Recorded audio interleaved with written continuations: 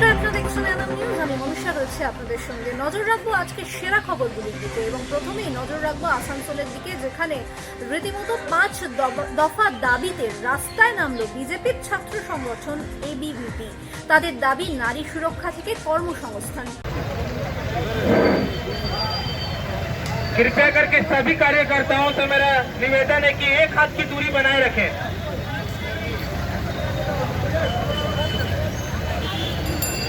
और इस रैली को शुरू करने में जल्द से जल्द अपना योगदान दें। कार्यकर्ता बंधु इधर उधर घूम रहे हैं, उनसे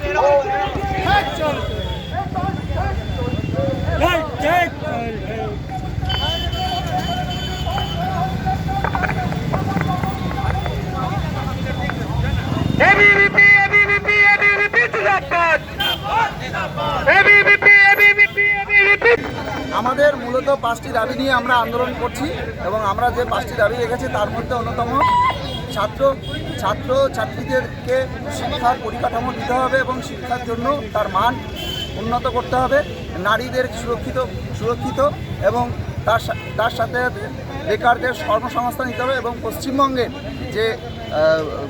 যে সন্ত্রাস, সেই সন্ত্রাস মুক্ত বাংলা করতে হবে। আমাদের এই মূল 5টি দাবি নিয়ে আমরা আমাদের আজকে ডেপুটেশন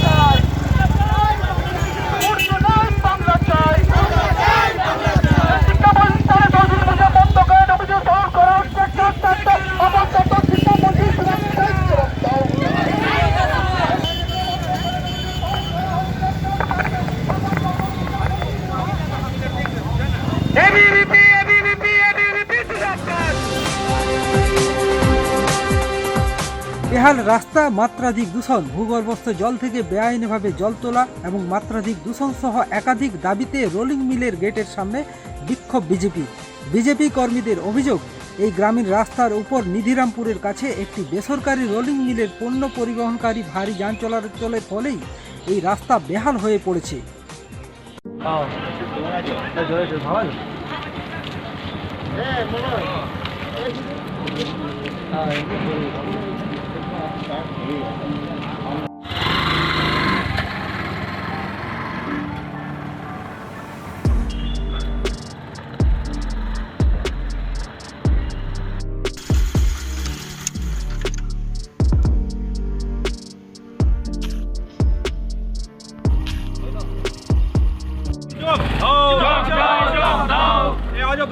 जीएम बेईमान तुम्हें बांग्ला के दूर हटाओ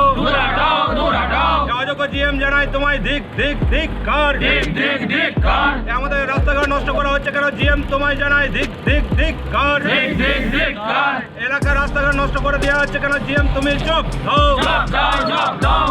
জিএম বেঈমান, জিএম তোমায় জানাই ধিক কার এই অযোগ্য বেঈমান, জিএম তোমায় জানাই ধিক কার।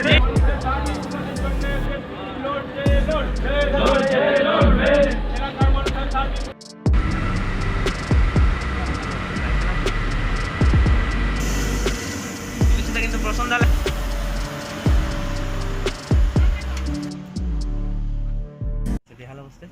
এটা লকডাউনের আগে রোডটা রিপেয়ারিং করেছিল, মানে রোডটা হয়েছিল। লকডাউন থেকে যখন থেকে ফ্যাক্টরি চালু হয়েছে তখন থেকে রোডটা ফুটে গেছে। ফ্যাক্টরিটা চালু করার আগে ফ্যাক্টরি মালিকরা বলেছিল যে রোড ঠিক করে দেবো আগে, তারপর ফ্যাক্টরি চালু করবে, কিন্তু একই অবস্থাতেই পড়ে আছে এখনো। কোনো রোডের দিক দিয়ে কোনো ধ্যান নাই। প্রায় দিনেই হয় গাড়ি হয় ফেসে যায়, মানুষের প্রচুর অসুবিধা, অ্যাম্বুলেন্স যেতে আর এমন অবস্থা। আচ্ছা, 30 30 থেকে 40টা বরং বেশি। কি তাও একটা নাম বলুন। গোপীনাথপুর, মদনপুর, ডামরা, বেনাবাদ, নেমড়িয়া, আশুড়িয়া, রানীপুর, কুস্তল, বেলডাঙ্গা। আচ্ছা, চাইছেন এখন? রোডটা যাতে ঠিকঠাক করে, 1 নম্বর ওইটাই চাইছি। রোডটা ঠিকঠাক করলে যাতায়াতের সুবিধা হবে। আর প্রচুর পলিউশন করছে, পলিউশনটা একটু যদি ঠিকঠাক মানে পলিউশন করুক, ফ্যাক্টরি চললেই পলিউশন হবে, কিন্তু গাছটা লাগাক, তাহলে তো পলিউশনটা কম হবে। আচ্ছা, দেখুন, একটা কারখানা মানে প্রায় 20,000 মানুষের রুটি রুজি। 1,000 যদি কাজ করে, সে 1,000-এর পেছনে 20,000 মানুষের রুটি রুজি। দোকানদার থেকে, ফ্যামিলির থেকে, সবজি বাগান, সবজিওয়ালা থেকে, মুদিখানা থেকে। তো একটা কারখানা বিজেপি তো কোনো দিন একটা কারখানা আনতে পারে না। একটা বাংলায় কারখানা চলছে, অনেক মানুষের রুটি রুজি হচ্ছে। আর রাস্তার ব্যাপারে আমরা প্রশাসনকেও বলেছি, কারখানা কর্তৃপক্ষকেও বলেছি, তারা রাস্তার রিপেয়ারিং করছে। রাস্তায় তারা নতুন করে করবার জন্য তারা ডিএমকে আবেদন করেছে। খুব তাড়াতাড়ির মধ্যে রাস্তাটা হবে। আর উচ্ছৃঙ্খল ধান্দাবাজ কিছু বিজেপির উচ্ছৃঙ্খল ছেলে ওরা বদমাইশি করছে, ওটা কিছু যায় আসে না। আমরা রাস্তা নিয়ে অনেক আগে থেকে ইনিশিয়েটিভ নিচ্ছি। এটা দেখুন লেটার, এটা আমি 27/7/2020-তে ডিএম অফিসে জমা দিয়েছি। এই রোডে মানে রোড স্যাংশন করার জন্য, রোডে চড়িকরণ করার জন্য, কিন্তু এখনো পর্যন্ত কোনো অ্যাকশন হয়নি এখান থেকে। তাদের বক্তব্য শুধু রাস্তা নয়, ফ্যাক্টরি প্রচুর পরিমাণ পলিউশন করছে, সাথে হচ্ছে সাবমার্সাল দিয়ে প্রচুর পরিমাণ ভূগর্ভে জল উত্তোলন করছে। কি বলবেন বিষয়টা নিয়ে? জল এখানে আপনিও তো অনেক ইন্ডাস্ট্রিতে ঘুরেছেন, এখানে পাওয়ার প্ল্যান্ট নেই, স্পঞ্জারের প্ল্যান্ট নেই, ফেরো প্ল্যান্ট নেই, শুধু আছে আমাদের ইন্ডাকশনে বেশি জলই লাগে না। আমাদের যারা মানে বোরিংয়ে পারমিশন আছে, তার পারমিশন থেকেও কম। এখন 3টে পারমিশন আছে আমাদের বোরিংয়ে, 2টো বোরিং করা আছে, তাদেরও আমরা জল পুরো ইউজ করতেই পারছি না। মানে জল আমাদের ওভারফ্লো। 3টের মধ্যে একটাই মানে বোরিং চলে এনি টাইম। তাহলে আপনি বলতে চাইছেন যে কারখানা ভারী যান চলাচলের জন্য রাস্তাটা সত্যি খারাপ হচ্ছে? হ্যাঁ, ওইটা খারাপ হয়েছে, ওইটা মানে আমি ডিনাই করবো না কি খারাপ হয়নি, কিন্তু এবং এই দুর্ঘটনাও ঘটছে রাস্তায়। না, দুর্ঘটনা কিছু ঘটেনি। তাদের বক্তব্য তারা আপনাদেরকে বারংবার এই বিষয়ে জানিয়েছে, তবুও আপনারা কোনো রকম কর্ণপাত করেননি। এবং রোড নিয়ে কোনো কথা হয়নি। রোড নিয়ে আমরা নিজেই এমএলএ, ডিএম, জেলা পরিষদ সবার সঙ্গে মিটিং করেছি, মিটিং করে লেটারও দিয়েছি। ওইখান থেকে আমার কমিটমেন্টও পেয়েছি। আবার দেখুন 13 তারিখ এডিএম সঙ্গে মিটিং আছে আমাদের, ফাইনাল মিটিং। আমরা বলেছি যে আমি নিজেই ইনিশিয়েটিভ নেব। এই যে রাস্তা দেওয়ার তো গভর্নমেন্টের দায়িত্ব, আমরা তো গভর্নমেন্টকে জিএসটি পেমেন্ট করছি। যদি রাস্তা না পাবো তাহলে আমি প্ল্যান চালাবো কী করে? এটা তো গভর্নমেন্টকে দেখা দরকার। আচ্ছা, গ্রামের লোকের সাথে কি কখনো আলোচনা করে আপনি বলেছিলেন যে রাস্তা তৈরি করে দেবো? রাস্তা আমি বলেছিলাম, থানাতে একবার মিটিং হয়েছিল নভেম্বর মাসে। তো আমরা তখন এইটাই কথা বলেছিলাম কি আমার ডিএম সঙ্গে কথাবার্তা চলছে, হবে। মানে এটা রোড তো গভর্নমেন্ট করবে, আমরা তো নিজেই তো করতে পারবো না। রোড আমার করার আমার দায়িত্ব। আজ পশ্চিম মেদিনীপুর জেলার সবংয়ে শুভেন্দু অধিকারীর সভাকে কটাক্ষ করলেন তৃণমূলের জেলা সভাপতি অজিত মাইতি। পাল্টা প্রতিবাদ সভা হবে 8 তারিখ, তিনি ঘোষণা করলেন সরাসরি আজকেই। ভলান্টিয়ার যে কাজের দায়িত্বে রয়েছেন, প্রশাসনের সহযোগিতায় আপনারা গাড়ি থেকে পার্কিংগুলোর ব্যবস্থা করুন। আর সবংয়ের মানুষ আমরা প্রতীক্ষা করছি আমাদের শ্রদ্ধা জননেতা, বিপুল জনপ্রিয় নেতা আর কিছু সময়ের মধ্যে উনি উপস্থিত হয়ে যাবেন, এসে উপস্থিত হবেন। অনুরোধ করছি দাদারা, সামনে আসন আছে, আসন গ্রহণ করুন। কাতারে কাতারে মানুষ, অসংখ্য গাড়ি, যার আমরা গণে শেষ করতে পারবো না এই সংখ্যক গাড়ি। বিভিন্ন আমরা নিজেদের দায়িত্ব সম্পর্কে অবগত হন, আসন গ্রহণ করুন। হাজার হাজার মানুষ আসছেন আজকে শুভেন্দু অধিকারী মহাশয়ের জনসভায় যোগদান করুন। আপনারা নিজেরাই বিষয়টি উপলব্ধি করে আপনারা বসে যান। এবং সবংয়ে আজকের এই ঐতিহাসিক সভায় আজকে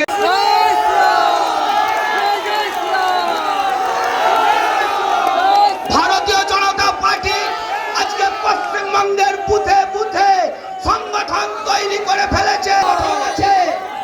সাধারণ নির্বাচনে পার্টির কার্যকর্তারা দাঁড়িয়ে রইবে, আর যদি কোন তৃণমূলের দুষ্কৃতী ভোট লুট করতে, বুথ দখল করতে আসে, তো ভারতীয় জনতা পার্টি आप जो बोलती हो ना सर पे दुपट्टा लेकर, हाँ, रोजा महीने में नमाज पढ़ने के वक्त आप बैठकर बोलती हो कि हम इफ्तार पार्टी पर बैठे हैं।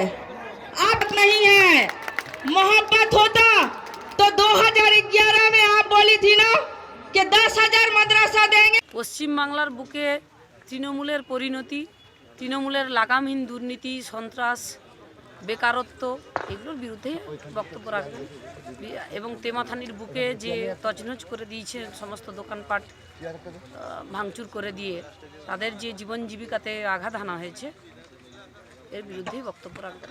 কোনো যোগদান কি হবে? হ্যাঁ, যোগদান হবে। কতজনের যোগদান হবে? অনেক মানুষ জয়েন করবেন, সেটা তৃণমূল বুঝতে পারছেন, মানসবাবুও বুঝে গেছেন।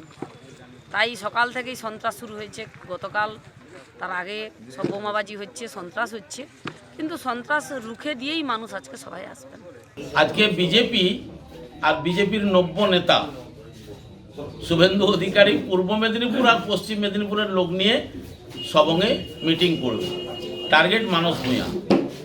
আমরা 8 তারিখ করে ওকে দেখাবো আমাদের পূর্ব পশ্চিম সারা জেলা লাগবে না, শুধু সবঙ্গের লোকেই উনি আজকে যা লোক করবেন তার ডবল করে দেখাবো। ওনাকে গুনে গুনে গোল দেব।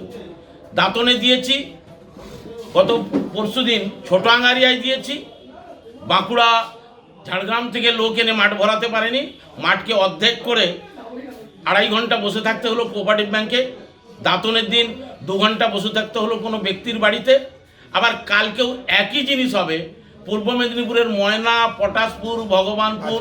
আজকে আমাদের ছেলেরা ছবি তুলে তুলে পাঠাচ্ছে যে সেখান থেকে সব গাড়ি পাঠাচ্ছে শুভেন্দু অধিকারী। কেন 3-4টা সবাই জেলায় ফ্লপ হয়ে গেছে। তাই সবঙ্গে যারা সোনার বাংলাকে ভালোবাসেন, যারা মামাটি মানুষকে ভালোবাসেন, যারা তৃণমূলের পবিত্র পতাকা ভালোবাসেন, তারা বিশ্বাসঘাতকদের সঙ্গে যাবে না। 8 তারিখ সবঙ্গের লোকই প্রমাণ করে দেবে যে কত ধানে কত চাল, উনি সেদিন বুঝতে পারবেন। অপরদিনে একদিকে পূর্ব মেদিনীপুর জেলা সফরে এলেন রাজ্যপাল জগদীপ ধনখড়। এদিন তিনি সস্ত্রীক তমলুকের বর্গভীমা মন্দিরে পুজো দিয়ে কোলাঘাটে সাংবাদিক বৈঠক করেন। मैं कामना करता हूं कि 2021 वर्ष पश्चिम बंगाल के लिए सुख का रहे, शांति का रहे, हम रक्त रंजित न हो, हिंसा का दूर दूर तक नाम न हो, हर नागरिक को मौलिक अधिकारों का पूरा फायदा मिले, प्रजातांत्रिक व्यवस्था में जो मूल सिद्धांतों का फायदा मिलना चाहिए उसमें किसी प्रकार की कटौती न हो। 2021 पश्चिम बंगाल के लिए चुनौतीपूर्ण वर्ष है। प्रजातांत्रिक व्यवस्था में जो सबसे बड़ा उत्सव है चुनाव, वो 2021 में है। मैं प्रथम सेवक की हैसियत से, याचक की दृष्टि से हाथ जोड़कर सबसे प्रार्थना करता हूं कि पश्चिम बंगाल की छवि बदलनी चाहिए। हमारे यहाँ हर चुनाव रक्त रंजित हो, हर चुनाव हिंसा से ग्रसित हो, वो नाम हमारा नहीं होना चाहिए। हर मतदाता को एक अधिकार मिले, फेयरली, फियरलेसली वो अपना मत व्यक्त कर सके। राज्यपाल की हैसियत से राजनीति से मेरा कोई सरोकार नहीं है, पर मेरा सरोकार है कि प्रजातांत्रिक मूल्यों का अवसर न हो, गिरावट न हो, भारत के संविधान में हमारा विश्वास हो। और यही देखते हुए आज मैंने अर्चना की है, याचक के रूप में मैंने मांग की है। कैसी जगह की है आप ऐतिहासिक पृष्ठभूमि जानते हैं, कितनी महत्वपूर्ण पीठ है आप सब जानते हैं। मैंने कामना की है, कोई भी पश्चिम बंगाल में राग और द्वेष न रखे, कोई भी हिंसा की ओर न जाए, कानून के रास्ते से न भटके, संविधान के द्वारा निश्चित की हुई मर्यादा को न पार करे, ये मैंने कामना की है। ये बहुत बड़ा महायज्ञ है, ये इतना बड़ा महायज्ञ है कि मैंने उचित समझा कि तामलुक की भूमि को मैं नमन करना चाहता हूं, यहाँ की भूमि को चूमना चाहता हूं। कैसे कैसे क्रांतिकारी यहाँ हुए हैं, उनका नाम हमें ऊर्जावान से भर देता है। मर्दांगिनी हाजरा यहीं पर उस उम्र के अंदर आज़ादी की लड़ाई लड़ते हुए तिरंगे को हाथ में लेकर गोलियां खाई हैं। ये स्थान यही है, इसी इलाके में है। खुदीराम बोस, क्या उम्र थी? 18 साल। 18 वर्ष कोई उम्र नहीं होती है। हंसते हंसते फांसी पर चढ़ा। किस लिए? देश की आज़ादी के लिए, ताकि हम आज़ादी में सांस ले सकें।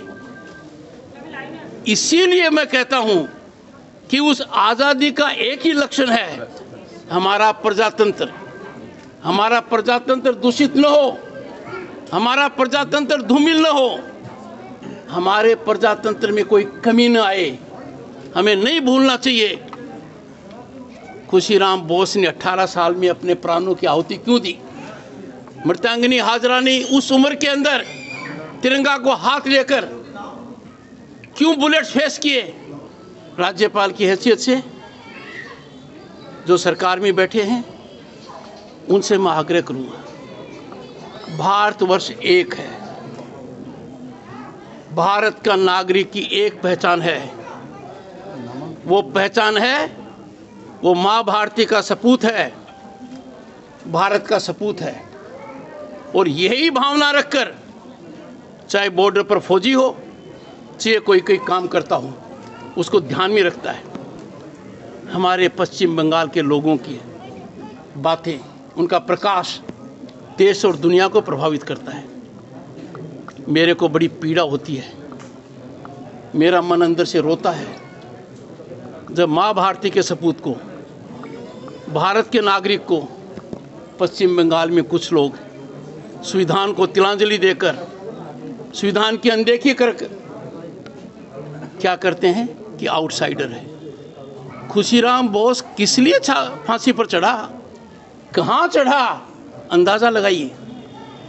जलियांवाला बाग की जब घटना हुई, कवि गुरु रविन्द्रनाथ टैगोर हजारों किलोमीटर दूर उन्होंने दर्द महसूस किया, और दर्द महसूस कर क्या कहा, ही रिनाउंस्ड हिज टाइटल, क्योंकि हम एक हैं, एकता में विश्वास रखते हैं। और यही भारत के संविधान का मूल सिद्धांत है। प्रियम्बल में लिखा हुआ है, वी द पीपल। जब इस प्रकार की गतिविधि होती है, सत्ता में बैठे हुए लोगों पर होती है, उनके द्वारा होती है जो शीर्ष पर बैठे हैं, उनके द्वारा होती है जिन्होंने संविधान की शपथ ली है, मेरा मन दुखी है। मैं याचना करता हूं उनसे, प्रार्थना करता हूं, आप मेहरबानी करके संविधान की आत्मा पर कुठाराघात न करें। भारतवर्ष एक है, we are united, we have unity in diversity. हमारी अलग जात है, अलग रीजन है, अलग धर्म है, अलग आस्था है, पर माँ भारती के लिए हमारी जो आस्था है, दैट कांट बी डाइल्यूटेड। दूसरा, बहुत ज़्यादा यहाँ नहीं कहना चाहूँगा, मन दुखी होता है जब अन्नदाता के पेट पर लात लगती है। पूरे देश के किसानों को कोई नहीं बचा है।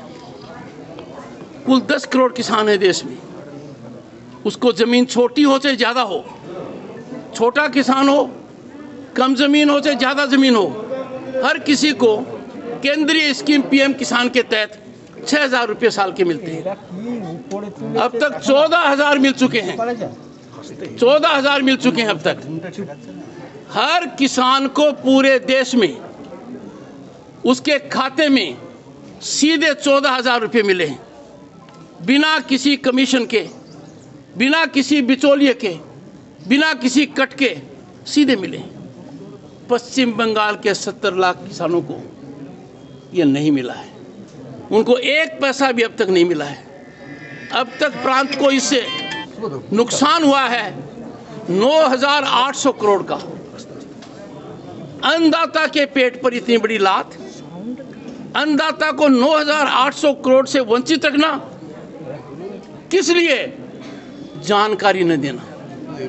आपके राज्यपाल ने लगातार प्रयास किया है, लिखित में आगाह किया है, उनका जवाब न देना ये ठीक नहीं है। जिस दिन पुलिस आपको पूछेगी कि आप कोर्ट में क्यों गए हैं, वो प्रजातांत्रिक व्यवस्था का आखिरी दिन होगा। क्यों हम उसके कगार पर पहुंचे हुए हैं और आप लोग जब चुप रहते हैं, आपकी चुप्पी से मैं बहुत परेशान हूँ। आपकी आंखों में मैं कई बार डर भी देखता हूँ, मैं उससे भी बहुत परेशान हूँ। राज्यपाल की हैसियत से आप मेरे से कुछ भी प्रश्न पूछ सकते हैं, पर क्या आप उनसे प्रश्न पूछ सकते हैं जिनको जवाब देना है? 2021 में हम सबको नई शुरुआत करनी चाहिए।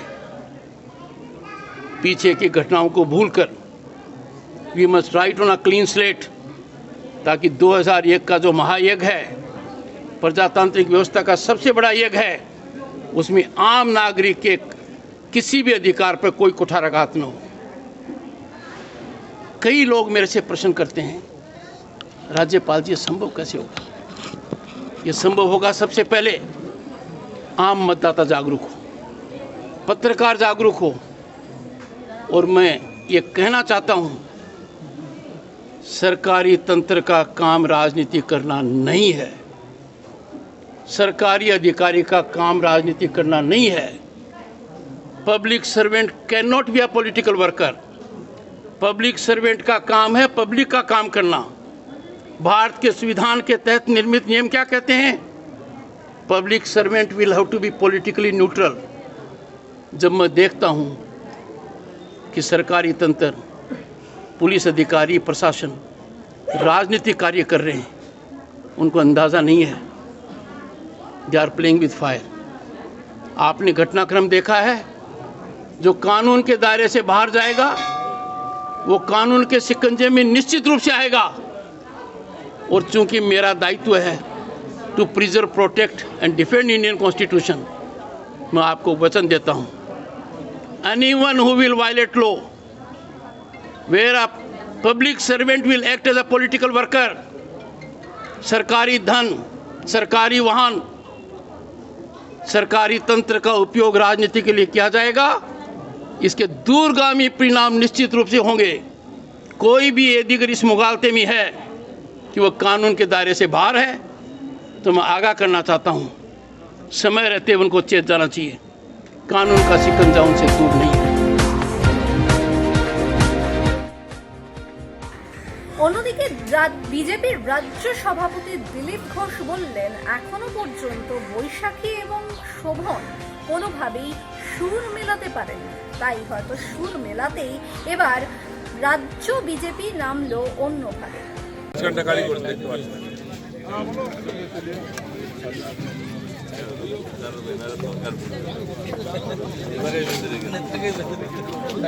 जोर से बोलिए।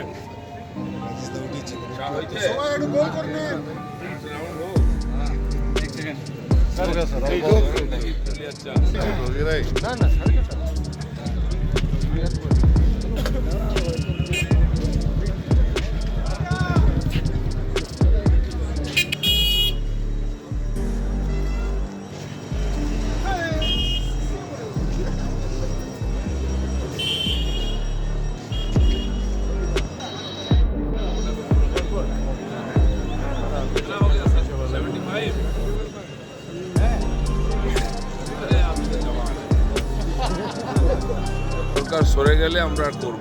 কারণ সব কিছু রাজ্য সরকারের হাতে, কেন্দ্রের যা টাকা আসে রাজ্য সরকারের হাতে আসে, আমাদের হাতে তো আসে না। উন্নয়ন করার জন্য দায়িত্ব ওদের, পৌরসভা, পঞ্চায়েত, বিধানসভা, মন্ত্রিত্ব ওদের হাতে আছে। লোক সেই জন্য ভোট দিয়েছে।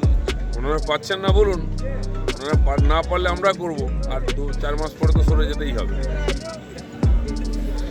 মানে সেভাবে এখানকার সাংসদদেরকে দেখা যাচ্ছে না, এরকম অভিযোগ উঠেছে। সাংসদ যে তাদের চোখ খারাপ হলে আমরা কি করব? ট্রিটমেন্ট করুক, সুস্থতা করি তো ফ্রিতে। আমাদের সাংসদ তো রাস্তায় থাকেন, সকাল 6টায় বেরিয়েছেন, রাত 11টা পর্যন্ত রাস্তায় থাকেন। প্রত্যেকটি সাংসদ, প্রত্যেকটি নেতা, টিএমসির লোকেরা কোথায়? লোকে তো পাড়ায় পাড়ায় খুঁজছে, গেলে কলার ধরবে, জামা কাপড় খুলে নেবে, যারা যারা কাটমানি নিচে সব বার করবো ওদের কাছ থেকে। পোস্টে বাঁধবে এবারে, আর পোস্টে ব্যানার লাগাতে হবে না, কাট আউট লাগাতে হবে, নেতাদেরকেই বেঁধে রেখে দেবে।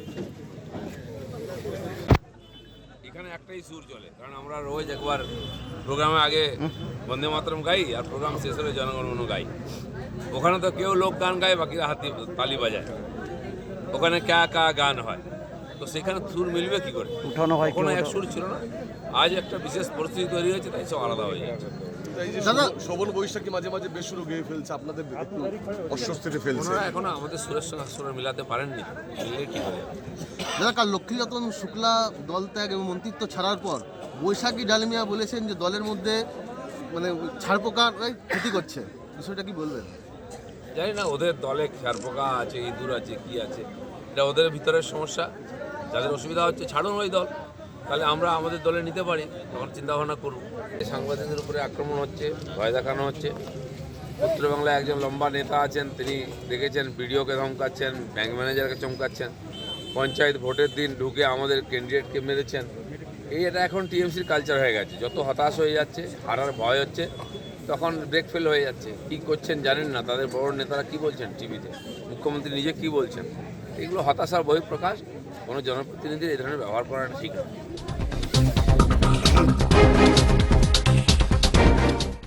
কেন্দ্রীয় স্বরাষ্ট্রমন্ত্রী অমিত শাহ ঠাকুরনগর সভা করতে আসছেন। মঙ্গলবার এমনই দাবি করলেন বনগাঁর বিজেপি সাংসদ তথা বিজেপি প্রভাবিত অল ইন্ডিয়া মতুয়া মহাসংঘের সংঘাধিপতি শান্তনু ঠাকুর।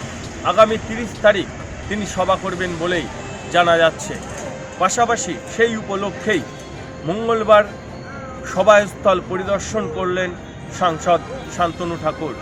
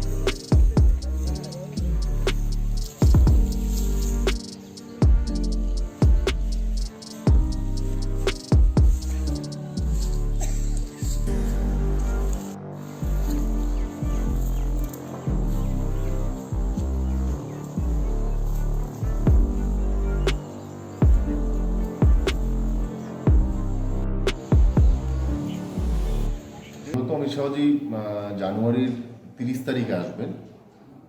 উনি অ্যাড্রেস করবেন সিএ সম্পর্কে এবং বিভিন্ন যে পরিকল্পনা আছে সেগুলো নিয়ে আলোচনা করবেন এবং আমরা একটা দীর্ঘ সময় পেলাম 30 তারিখে, যেহেতু উনি ফাইনাল করেছেন বিষয়টা। তো এখন আমাদের ভিতরে প্রস্তুতি পর্ব চলছে। মূলত অ্যাকচুয়ালি যে সমস্যাটা আমাদের ছিল, যে আমরা কনফিউজ ছিলাম যে ম্যাটারটা কী হচ্ছে সিএ, সেটাই অ্যাড্রেস করবেন উনি এসে এবং আমাদের সেই সভা করবেন, মতুয়াদের সবাই করবে। দেখা যাচ্ছে প্রধানমন্ত্রীর সভা হওয়ার সময় বিভিন্নভাবে বিভিন্ন বাধা প্রাপ্ত আপনারা হয়েছিলেন, সেখানে সেই আতঙ্ক কি মানে সেটা কি থাকছে এবারও? না, ম্যাটারটা যখন এখানে পৌঁছবে তখন তো এগুলো থাকবেই, এখানে এগুলো থাকবে, এটা তো স্বাভাবিক ব্যাপার। তবে প্রধানমন্ত্রীজিকে যেভাবে এনেছিলাম আমরা, এখানে আমরা সেভাবেই লড়াই দেব। কারণ আমাদের সবচাইতে বড় দাবি হচ্ছে সিএ ইমপ্লিমেন্ট করা, সেটা নিয়ে আমাদের কেউ রুখতে পারবে না। আমাদের জন্মগত অধিকার, অস্তিত্ব তখনই থাকবে যখনই ভারতের সিটিজেন হিসেবে থাকবে। অতএব আমার কমিউনিটির একটা বড় প্রেশার ছিল, আমি সবসময় বলে এসেছি। কমিউনিটির যে বড় প্রেশারটা ছিল, যার জন্য কমিউনিটির ভেতরে গিয়ে আমাকে ব্যাপারটা বোঝাতে হয়েছে, তার জন্য কখনো সুর চড়াতেও হয়েছে।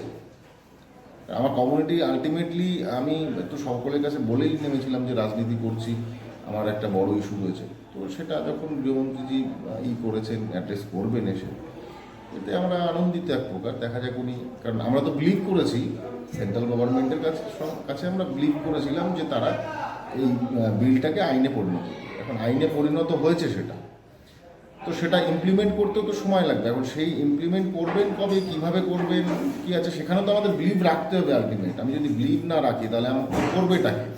আসছেন তো উদ্বাস্তুদের অ্যাকচুয়ালি অ্যাসিওর করবার জন্যে বা উদ্বাস্তুদের ভিতরে ডিসকাস করবার জন্য যে ওনার পদক্ষেপ কী আছে। অবভিয়াসলি এটা পার্টির প্রোগ্রাম হলে ডিফারেন্ট, ঠাকুরবাড়িতে আমি চাইছি না পার্টির প্রোগ্রাম হোক। অবভিয়াসলি আমি বিজেপির সাংসদ হিসেবে আমি এই বাড়িতে চাইছি না যে রাজনীতি এইভাবে জড়িত হয়ে থাকুক। আমরা চাইছি আমাদের মতুয়াদের এসেই উনি অ্যাড্রেস করলে আমাদের পক্ষে সুবিধা হয়। না, উনি তো মিথ্যাচার করতে ঠাকুরনগরে আসছেন, আগে পার্টির ব্যানারে করছিলেন, এখন এই মতুয়াদের ব্যানারটা আমরা পবিত্র ব্যানার, যেখানে কোনো রাজনৈতিক লোক আমরা মঞ্চটা ওই মতুয়াদের ব্যানার ব্যবহার করি না।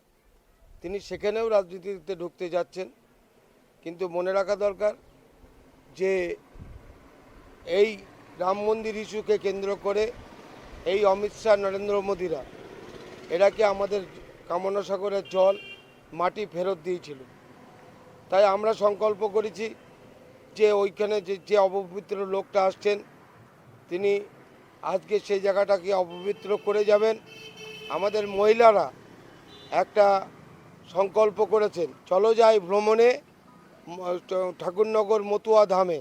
সেখানে গিয়ে জল দিয়ে উনি যে জায়গাটায় আসবেন, সভা করবেন, সেই জায়গাটাকে ওই কামনা সাগরের জল এবং মাটি দিয়ে আমরা পরিষ্কার করে দেব।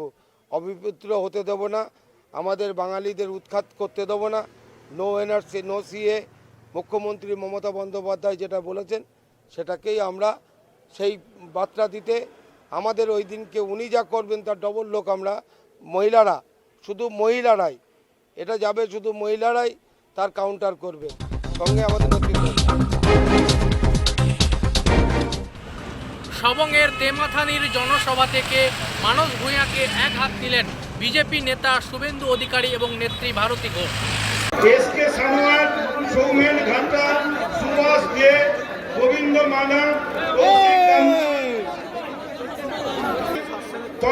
তন্ময় দোলই, অশোক বরণ, আমি এদেরকে সবাইকে উঠে আসতে অনুরোধ করছি।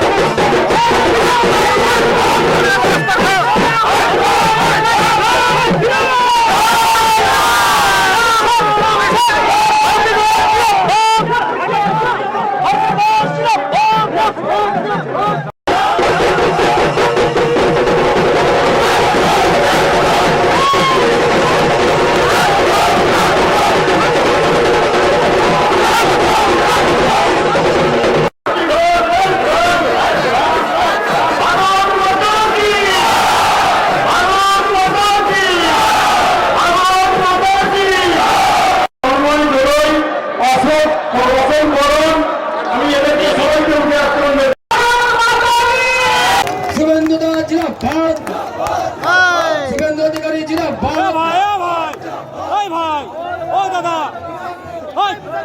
6 তারিখের ঐতিহাসিক সন্ধিক্ষণ উত্তরীয় ব্যাচ এবং বিজয়ী স্বাগত করব।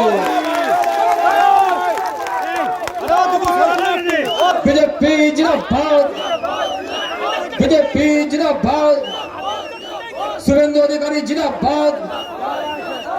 এবার আমরা বরণ করে নেব আরেক জনপ্রিয় নেত্রী, সহসভাপতি সম্মানীয় ভারতী ঘোষ মহাশয়া। ভারতী ঘোষকে বরণ করেছেন অমূল্য উত্তরীয় ফুলের স্তবক এবং ব্যাচ এবং মুকুট পরে স্বাগত জানাচ্ছেন। সকলে ভারতী ঘোষের জন্য একটা হাততালি, সকলে মিলে জোরদার হাততালি। এবার জেলার সভাপতি। গড় নাকি রাবণের গড়? আরে রাবণের গড় তো মানুষ ভূঁইয়াকে, আমি জানি না মানুষ ভূঁইয়াকে। এখানে একটা রাবণ আছে, এটা রাবণের গড়। রাবণটার নাম মানস ভূঁইয়া। ও পাবলিক বলছে রাবণের নাম মানস ভূঁইয়া, আমি বলিনি। আমি বলেছি একটা রাবণ আছে, বলছে ডাকাত, বলছে পাবলিক বলছে। এখন ঘটনা হচ্ছে যে এখানে কেলেঘাই নদীর ওপরে একটা ব্রিজ বানানোর জন্য মানুষ যাতে ভালো থাকে 34 কোটি 63 লাখ টাকা স্যাংশন হয়েছিল, কিচ্ছু বানায়নি। মানুষের জমি নিয়ে নিচ্ছে, আক্রমণ করছে, পুলিশকে ইনফ্লুয়েন্স করে ফলস কেস দিচ্ছে, জায়গায় জায়গায় ঢুকে পড়ছে, মানুষকে ধমকাচ্ছে, চমকাচ্ছে। রাবণকে বলে দিয়ে যায়, রাবণ যখন ফরফর করে তখন রাম সেতু দিয়ে আসতে আরম্ভ করেছে। রাম এসে গেছে আর আপনার দিন শেষ হয়ে গেছে। আপনি খুব তাড়াতাড়ি লঙ্কা যেরকম পুড়েছিল আপনি সেইভাবেই জ্বলন্ত অবস্থায় দেখবেন যে মঙ্গলকোটের মতো আবার দৌড়তে আরম্ভ করবেন ধুতি তুলে। দেশ বিদেশ এবং আপনার জেলার খবর জানতে নজর রাখুন এএনএম নিউজের বুলেটিনে। নমস্কার। সমস্ত খবরের তৎক্ষণাৎ আপডেট পেতে সাবস্ক্রাইব বাটনটি ক্লিক করে বেল বাটনটি ক্লিক করুন।